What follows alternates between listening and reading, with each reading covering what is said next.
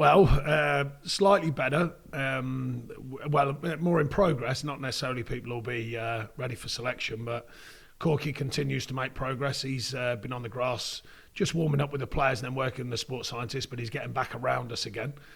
He's been out obviously longer term. Johan's still, touch and go, how much we can use him, how much we've got to protect him while he gets into sort of true full fitness, if you like. Robbie Brady's come through well today and trained. Phil Bardsley's still got a niggle in his ribs, really. We've had it scanned and it's more of a rib injury, but he's struggling a bit with that, so he's another one touch and go. And then others just getting true fitness, really, trying to get them back to Dale Stevens, he joined in today. So, come through that, well, unless he has a reaction tomorrow, has come through that. So, yeah, it's getting people back fit, but also getting true fitness into them when they're, fit for task. So that's the next challenge, getting them fit, first of all, as in injury-free, and then getting that true sort of Premier League fitness into them. Obviously, you had Nick Pope with his concussion procedures that he had to go through and missed the game against Man City. We've had a couple of others in the last week or so. We've seen a couple of players have pretty serious-looking head injuries during games, and yet some have ended up carrying on. The talk now is the possibility of maybe there being a concussion substitute. It's something that we see in other sports. Do you think it would fit well in football? I don't know the science behind the testing of it. So, in Pope's case, it was after the event. He was okay to carry on, finish the game. Then after the event, when they did the checks afterwards. So I don't know how quickly them checks can be done. If they can be done very quickly, apart from the obvious, Raul Jimenez, and obviously our thoughts are with him and on a good recovery, of course. But that was a different ball game, very serious injury, and we hope he's well, obviously.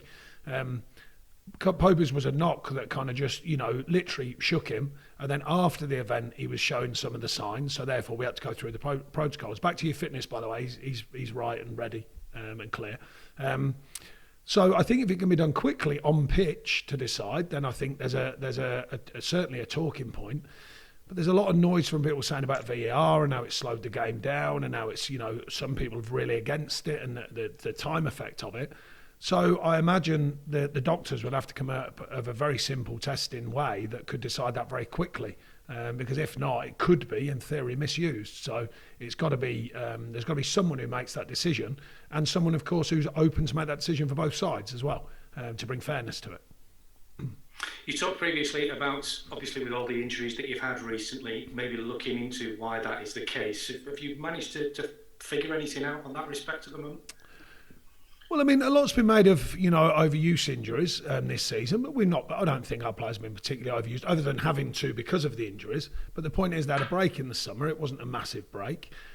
Could that play its part? Possibly, but it's hard to define that as being the actual reason, because obviously we had a massive load of injuries before that after the 9 games in that period. And I must say, we test our players, and when they came back from the first, the lockdown, they were very fit. They were in really good shape. Admirably, actually, how they'd looked after themselves. And yet we had a spate of injuries. So we put that down to one of them things, and then we've come back through this pre-season, and as I suggested, a shorter pre-season.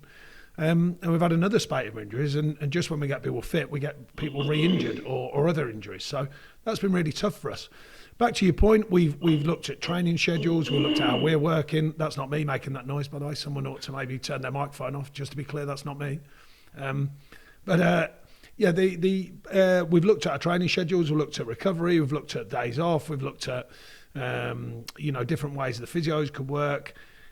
And I think it's awkward to define the actual reason. The game schedule as well, it has been peculiar. We understand why, of course. We've all got to work with it and adapt to it. That we have had a very peculiar game schedule, days, times, etc. So we're trying to work our best through it, other than the obvious, which is just a spate of injuries all at once. It can happen. It hasn't happened historically to us here in the 8 years I've been here. But it did in the 9 games after lockdown, and it has done again. So we'll keep analysing, keep thinking it through, but alongside that, just hope that they make a full recovery, these players, and get that true fitness, because it will be needed going forward. Obviously, a lot's been made about the size of your squad, and you've talked about your frustrations about not being able to bring in players. I know you can't say anything really about the possibility of a takeover, but would it be advantageous for you possibly if a deal was done sooner rather than later in order for some funds to be released to you to maybe strengthen a few players in January? Well, I don't know any more than I didn't know, if that makes sense. So, there's more noise out there about possible takeovers. I don't know where that's at. That is slightly peculiar, as I'm manager and I've been for 8 years, but I don't. So I'll have to wait and see, watch this space, so to speak. I don't know. It depends. I went through a takeover at Watford and it all changed for me. It was a different model. They wanted a different person to build on their model and their thinking. So I don't know. Different owners have different thoughts. Sometimes they don't. Sometimes owners want to take the club over and allow it to run and allow it to work and allow it to continue and progress. Some owners take over and they want to change, they want to remodel, they want to rethink things. Until it becomes a reality, I know no more than that. So I've just got to be open-minded.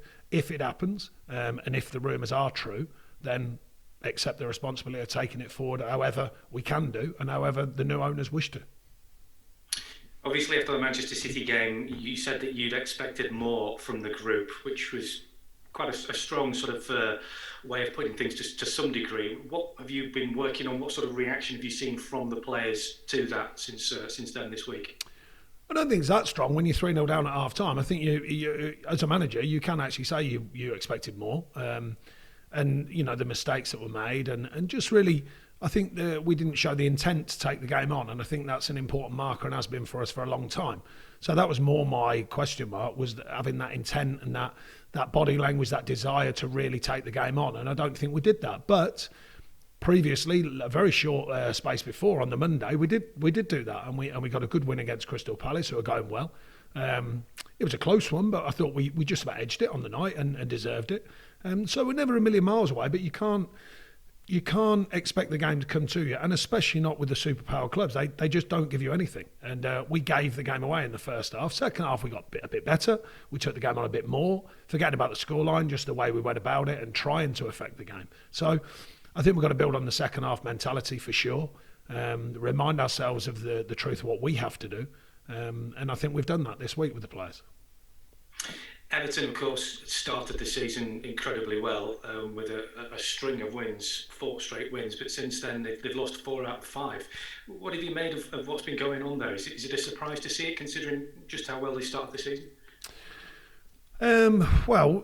Incredibly experienced manager and a top manager and a very good group of players. I think what it does do is show you the strength of the Premier League, because you've never got it sussed in the Premier League. You have a great run of results, and most of them they deserved and played very well, and then suddenly you have a tough run of results, and it's a strange animal, the Premier League. It just sneaks up on you, and all of a sudden you're thinking, hang on a minute, we've won 1 in 5, when we were cruising, sort of thing. So I think that's the reality of the Premier League, and it's in a strange way. It's pleasing to see that even the bigger clubs with big resources and top managers, even they find it tough at times and have bad spells, and that can happen to anyone. We've got to focus on ourselves and get ourselves out of our tough spell. We hope to correct it and make it that it's our tough spell's done for the season. It's not always that easy, but that's certainly what we're looking to do. They're still a very good side. We know they've got ways of working, different ways of operating, and they've got some very good players who they've invested heavily in over the years. And as I said, a top manager, a very experienced manager and a top manager. So, like all of these games, there's no easy ride in the Premier League. We'll have to earn the right, and we continue with that mentality. We have to improve on the mentality from last week in the first half, and take on the mentality from the Palace game, because I thought it was a very good performance. We've got to put more of them performances in to make sure we look after ourselves. Just finally from me, last night we saw the return of some fans to grounds at games, which was great to see. How much are you looking forward to the possibility of seeing fans back in grounds in games that you'll be involved in very soon? Yeah, brilliant. I mean, look, it's a start point, isn't it? It's, it hasn't solved everything yet, but with the news on the vaccine becoming available and being rolled out, and obviously I can only imagine the logistics is not quite as easy as we all imagine or hope, but I think and hope that numbers will change quickly on the back of these early games and these early lowish numbers, that they'll build quickly, along with the news from the central government, of course. So that's what we're hoping for. But it would be great to just have fans back in. It gives them a taste of the reality of the game again, literally being pitch side. Thank you very much, Sean. Thank you. Paul Galveston, Premier League Productions, next call. Thank you very much. Hi, Sean. Hope you're well. I Thank you. wondered how Josh Benson has been this week after an impressive Premier League debut, albeit in a disappointing game. Yeah, really good. He's done well last week, and as you said, a tough game. But he's got a good attitude, and I think he's maturing very well as a player. A loan spell did him the world of good, and he's come back in. He's trained constantly, been around our group really since the first lockdown, and I think that's done him good as well. Training on a regular basis with the good players around him, and I was pleased for him. You know, despite a tough result, it's a big day that for a player like Josh, and he did very well. So yeah, he should be pleased with himself, as I'm sure he has been. But he now knows the reality of how tough it is in them games sometimes. Because you are playing against top opposition as we were in Man City. And you've mentioned the Palace game a couple of times.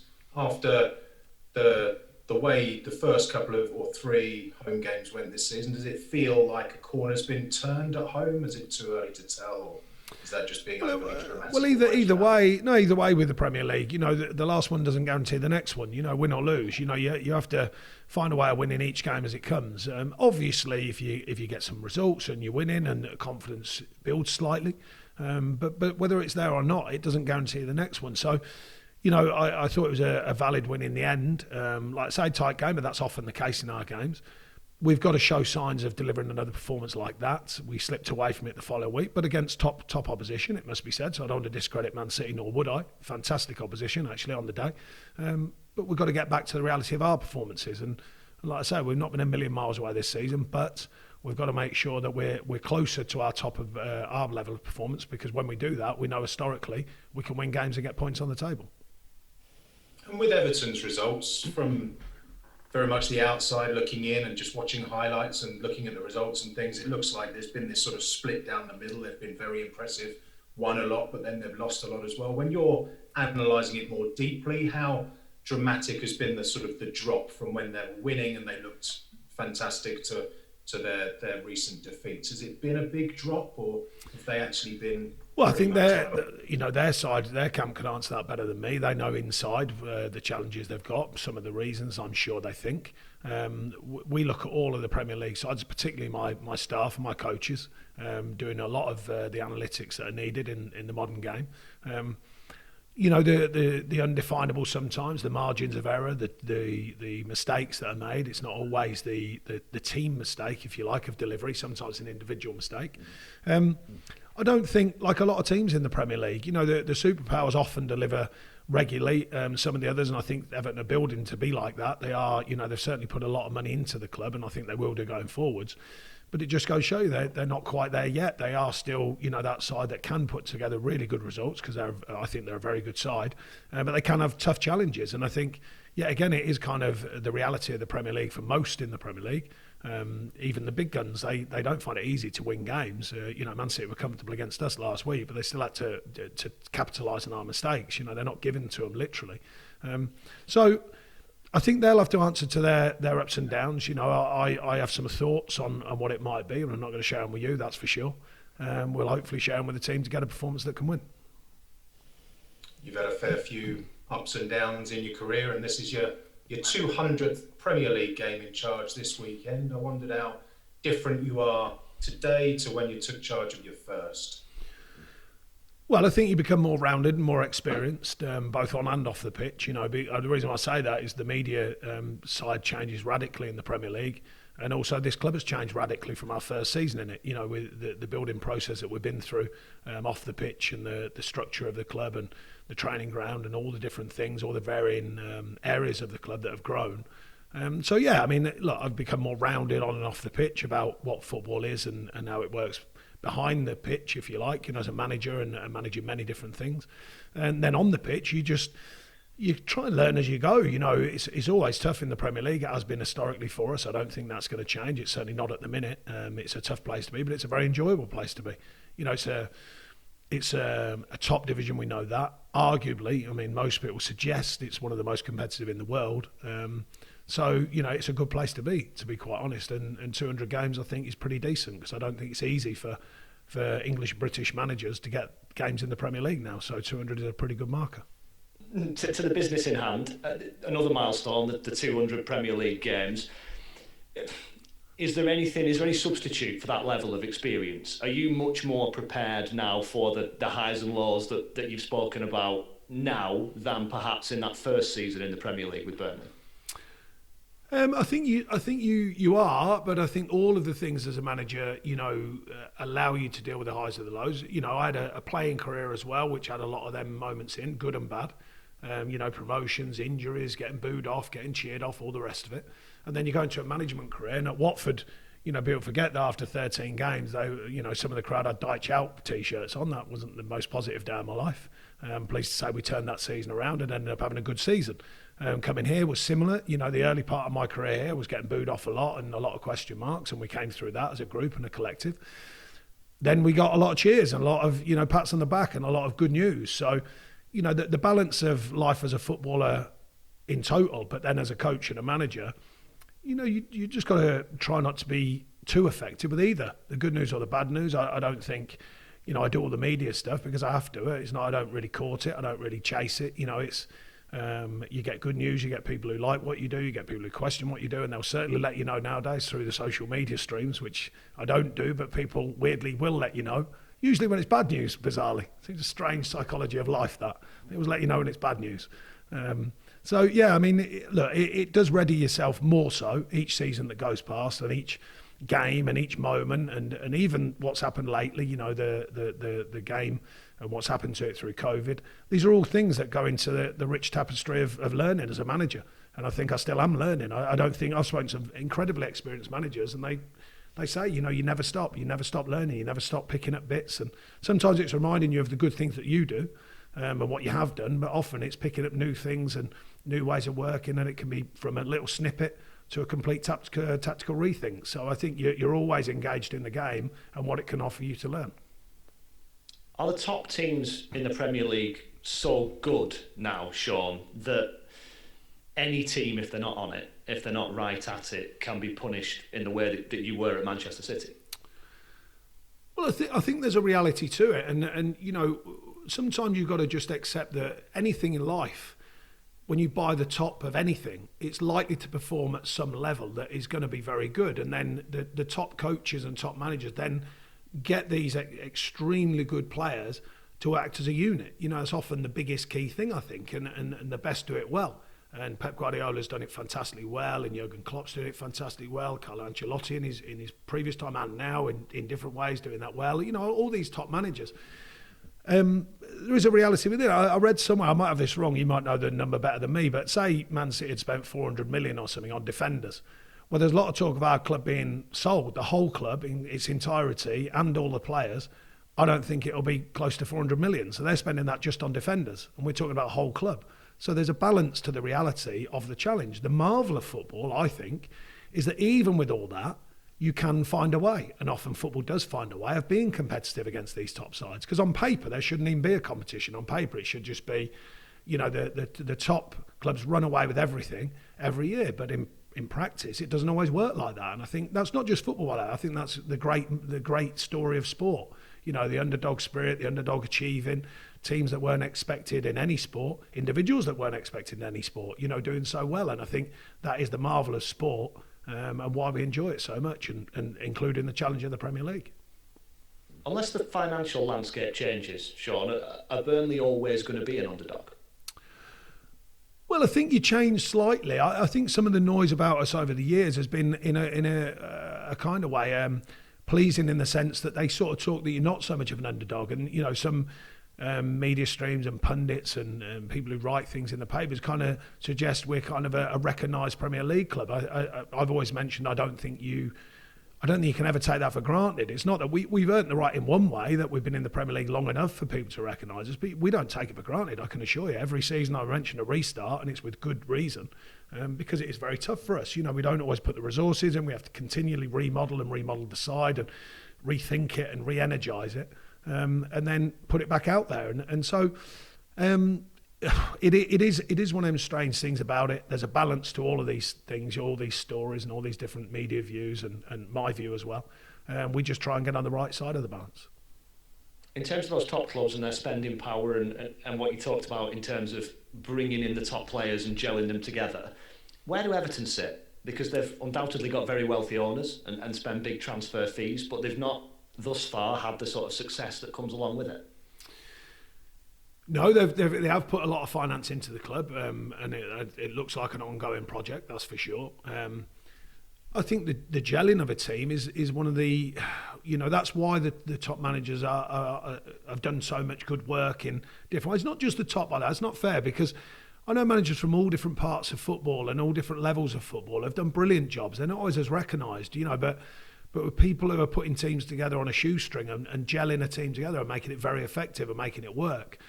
I'm only speaking to the top managers because they have big demands, they have big players, sometimes big egos, big sort of players with teams around them, and they've still got to keep their noses pointing in the right direction to be successful. So I'm just really speaking about that world, and it's not easy, despite money. Money can help and money can sometimes fast track, but not very often. If you look, most teams are built over a little bit of time, and when they come together, then they can be very successful. And I think time is a key thing, but you've got to buy time by getting results, quite obviously. So it can be a vicious circle at times for clubs. They invest, they bring a lot of players in, the manager doesn't get it right within however many months, and they're out, and then they need another one to come in and just try and get it gelled, and then just about to get it gelled, and then they have a bad result or a few bad results, then they're out, and it just continues and continues. In any other business, or most of the businesses, that's not the case. They'd allow you a lot longer to make that team, whatever that team was, to work and push in the right direction. Football's just not like that. I'm not crying in about it. It's just the way it is. People expect things and they expect it very, very quickly. I'm not saying that's the answer to Everton, just sticking by a manager. I just think that over time, some manager will probably get a grip of that group, as Carlo Ancelotti is trying to do now. He's shown very good signs of it generally. A bit of a slip up just lately with a few results gone against him. Moulding a team, getting it to be productive, bringing in some of the players that were new into the group that were already there, and making it a unit, making it an effective unit. That's what every manager's trying to do at whatever level they're working at. Obviously, being at home, we would traditionally say that it gives you a big opportunity to beat any team in the Premier League. Is there still an advantage to playing at Turf Moor for your team without your spectators? Yeah, I think familiarity. I think the players enjoy playing at Turf. There's a familiar feel, quite obviously. The little things about professional sports people, the build-up, going in your home dressing room, all the things that you need, are there. All these little things can add up. It is helpful, I think, to have fans in the stadiums for all clubs, and particularly ourselves, because I think our fans have been excellent for us and stand by the team regardless. And I think that is an effective help for us. But then you could go against that, and you saw our form at the end of last season, with loads of injuries as well in the last 9 games, was excellent. So, it's not a given, but I just think it's helpful if you've got fans in your stadium. And you've talked lots of times in your time with the club about having to go again and re-energise the team and kind of make the most of what you've got. You've obviously still got lots of players missing through injury, experienced players who are kind of established in your team. When you have a Jimmy Dunn or a Josh Benson coming in, is there a degree to which that youth and that enthusiasm re-energises the group of players, or do you kind of lose out because of their lack of experience? It's a fair question. It's a double-edged sword. I think the enthusiasm, the newness, the kind of open-mindedness of a young player going into a side, and the thrill of it all, and the desire to do well, I think can be infectious, and I think can rub off on other players. And there's almost that, some of the older players getting their sort of arm on their shoulder, taking them under their wing, looking after them while they're doing that. The balance is when the experience level is not quite there to do the right things at the right times, and that, often the younger players going into one of the top sides, they can go in more seamlessly because they are a top side and they're winning games sometimes with monotonous regularity, some of these powerful clubs, and so they can blood the youngsters a bit easier and a bit quicker. We need every margin to be right often, to get what we need, and it doesn't mean they can't do it, young players. It just means their experience level is not sometimes there and ready to accept all of the basic principles of how the game works and all the key moments that can make sure that you get something rather than not get something. So I think we've had to be a little bit more delicate in my time here with whys and whens, where's we put the players in, and I think the only obvious one who probably went above all of that was Dwight. He's never come out. We put him in. He's been fantastic, and he continues to be, and he's never come out the side. But generally, young players go in and out a little bit as they're learning on what the job is. Is Dwight McNeil quite important to the other young players now? Do they kind of see him as a trailblazer? And also, because he's got that experience under his belt, he is now one of those players who they can talk to and will put an arm around him. Yeah, I think so, and he's that type. You know, he's a very, very calm lad. He's very humble in my experience. If anything, I almost want him to grow and get his shoulders back slightly more, you know, and continue to show everyone what a top player is, because I think he is one. So, but going back to the young players, I think they can align with Dwight. He's very close to a few of the players. He's always, you know, chatting with them and lending a thought when needed. But no, he's a good show of when young players come through and handle it very well so far. I think he's handled everything that comes his way, with a nice balance, a nice viewpoint of it, and just got to smile a bit more sometimes, which I keep telling him. Thank you very much. Thanks, Dan. James, Talk Sport. Hi, Sean. How you doing? Good, thanks. Sean, when you lost to Man City off the restart, you then went on a 7-match unbeaten run. Do you think this side, with the injury problems that you've got, can do something similar? You've got 7 matches coming up in December. I hope they can. I don't think it's quite that easy. It'd be brilliant if I could just tell them that happened and it will happen again. Football doesn't quite work out like that, although it might do. You never know. You know, that's part of the joys of it, is looking forward to that next game and taking it on. And I think the players will be ready for this game. I think, you know, there's a real honesty and authenticity to how these players are and how they work and how they are as people as well. And, you know, I've a great pride in that. So I think they know when the mark has not been met. And not about results, by the way. I'm on about performances and individuals and team performances. We come away from what we were good at, and you know, and it showed from a heavy defeat. We've got to get back to what we know we can deliver. If we do that right and properly, we have clear evidence that we can win games in the Premier League. And now it's about continuing with that consistency. Like I said, the Palace game was a good show of it, you know, working both ends of the pitch well and tying it together with the right work ethic and belief in the middle part of the game, and I thought we did that well. We're going to have to continue doing that. The EFL and the Premier League have finally agreed on a bailout, a rescue package. That can only be a good thing, surely, that no club in the football pyramid will go out of business in the Football League, at least, due to this pandemic. Yeah, I mean, you know, I had a sort of up and down journeyman-like career through the divisions apart from the Premier League, and enjoyed every minute of it. So, you know, I obviously have a view on football being secure and safe, you know, and right for all as much as it can be. Because I played at clubs, you know, Chesterfield was a great example. It's a small club that was really well protected by the community there, you know, and I learned that over sort of 6 or 7 seasons there. So, you know, the way they can restructure and help is fantastic for all, I think. And the quicker we get crowds in, of course, that's going to help them clubs make sure they can move forward. And I think it's good for the football pyramid that any agreements that are made are in the right manner and can help. And I'm sure that's what the agreements are there for. Things seem to go according to plan. Last night we had 10,000 fans across England in different stadiums. Burnley being in Tier 3 means that Turf Moor is going to be empty tomorrow.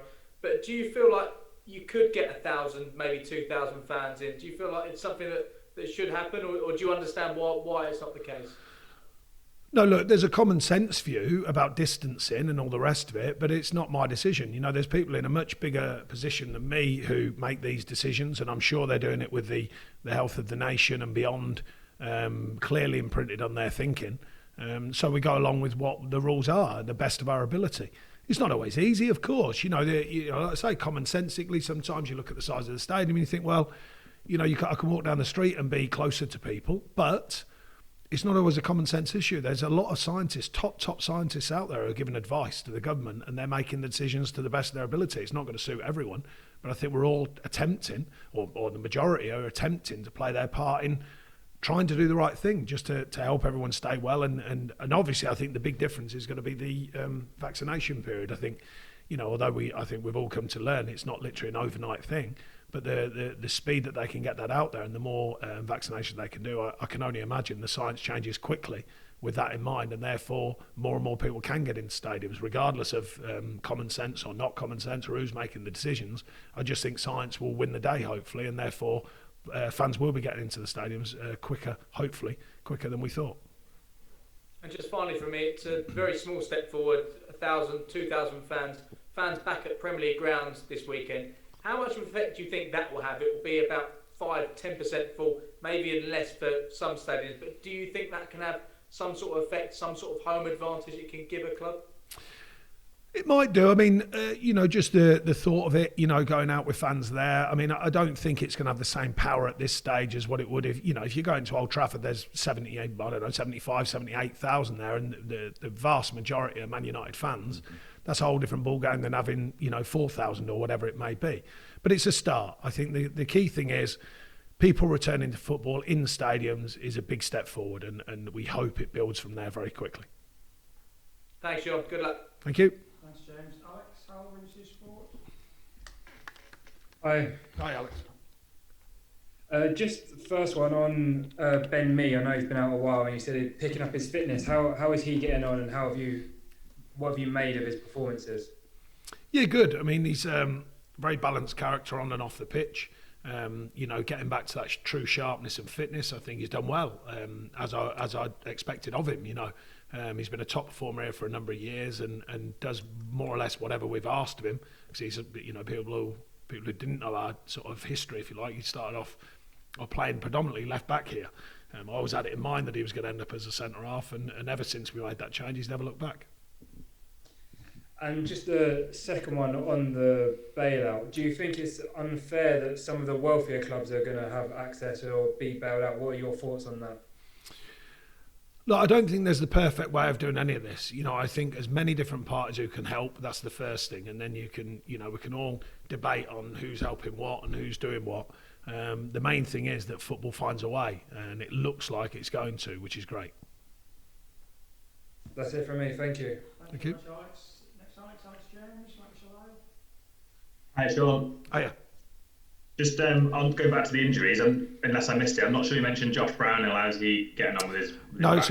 it's a fair point. Yeah, he's trained this week, so I can't see any reason why not, unless he has a reaction tomorrow morning from training today. But he looked fine, so I think he'll be fine. And Popey, I did clear that one up. Popey as well. He's clear now from the after effects of concussion.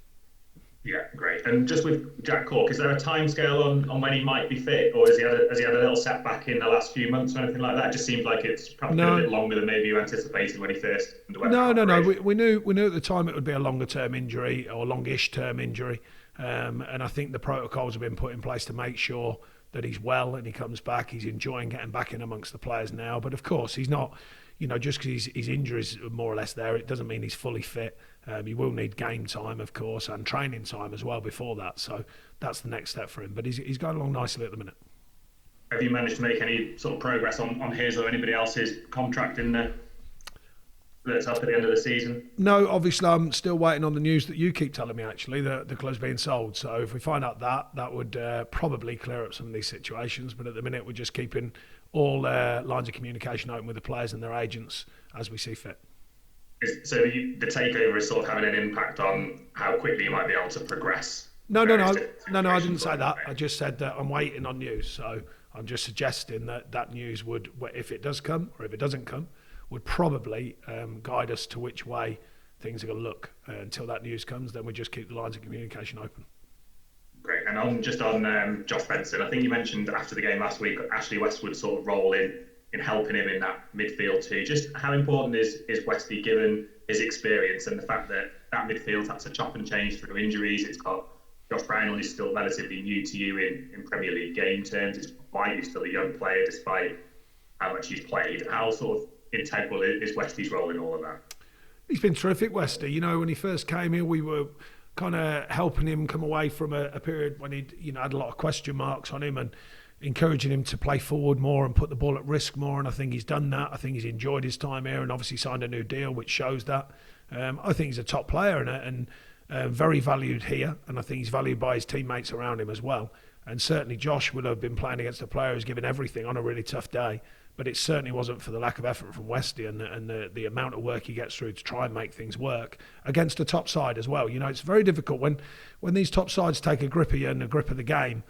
To keep going is a good thing to have, because you're not always going to play every player and every team that's as powerful as them on the day. And I think if you're doing it right against them every time that you play them sort of sides, well then when you're playing someone who's maybe not as powerful as them, they're the times it rewards you. And I think Wesley's done that. His mentality has been so firm against whatever challenges come our way over many months now, and probably the last couple of seasons. So, we want him to continue that. But Josh would have learned from him and around him, even on that game, and particularly in training as well. And just lastly, both Joshes actually, Benson and Browner. And just lastly, how do you sort of view the picture at the bottom of the Premier League now? Because usually in December it starts taking shape. Obviously, we haven't played as many games as normal, but how do you sort of see the picture at the moment, or too early to tell? Well, to be honest, I think it's changed, because I think it was this season, it might have been last season, and I think after one game, someone started saying, "Is this how the season's going to pan out?" So I think it's changed. So I don't think it's necessarily any period now. I think people just make their mind up very quickly. We know the realities of the Premier League. We know the points tallies, the markers, where you should be, where you shouldn't be, and all the rest of it. But it still goes out the window if you're performing right and you're winning games. And we showed that a couple of seasons ago. We got to the 19th game, we had 12 points, and we ended up with 40 points after a very strong second half of the season. So it's not always about markers. It's not always about form and results and goals scored and goals against. They just give you a guideline. But them guidelines are sometimes broken, as we've done ourselves. At the minute, we're okay. We want to make sure that we get more points on the board quickly, because it does align you better with what the rest of the season will behold, hopefully. Great. Thanks, Sean. All the best. Thank you. Thank you. Last look at this section, just over Charles with Hi, Sean. Just picking up a subject from Fraser earlier regarding Nick Pope. Head injury is always a concern, especially at goalkeepers, maybe when they're diving around at players' feet. Is there anything that can be done to protect goalkeepers more? Maybe more keepers wearing a Petr Cech style head guard? Well, in my experience of playing and now managing, I think keepers are unbelievably well protected now compared to what they were 20 years ago. If you think about it, there's not that many moments when sort of serious head injuries have occurred with keepers, or not many that come to my thinking straight away. Petr Cech's was obviously an extreme one, but generally speaking, there's not been that many. So hopefully that will continue, of course. Look, the thing is, there's a debate on every part of the game at the moment, and I think we've got to be careful, because some people are suggesting to me the game's changing and not in a positive way. There's so many debates now. It's like, well, what are we going to safeguard? We could end up safeguarding everything, and then you go, well, hang on, well, that's part of life. We want to safeguard everything. And you go, well, it is a professional sport. It is a physical professional sport. So finding the balance between that safety but still allowing players to compete is a fine line, an important line, by the way. But there's a lot of specialists out there and specialist views can put things in place that they think are necessary. But equally, sometimes it's not whether you can change things, it's whether you should change things. So I think we've got to be a little bit careful. The game's still got to have a fluency. It's still got to be a competitive, spirited game. It's still got to be a physical game to some degree. And I think we've just got to find the balance a little bit, lest we're going down a road that could end up, well, I think it was Michel Platini a number of years ago said about a non-contact sport. It's getting that way now. And I think we've got to be careful. I don't think many fans want to see a completely non-contact sport, but the way that the game's changing now, feigning of injury and diving and yelping and screaming, I think we've got to be really careful. Going off mark a little bit, but you understand my train of thought. How many things can you keep safeguarding until eventually you go, well, it is a professional sport and it does come with some risks.